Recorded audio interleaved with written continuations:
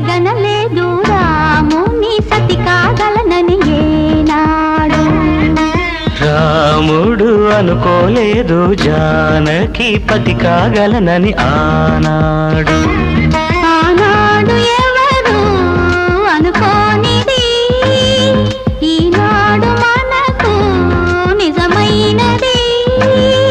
ఆ రామాయణం మన జీవన పారాయణం. రాముడు అనుకోలేదు జానకి పతి కాగలనని ఆనాడు.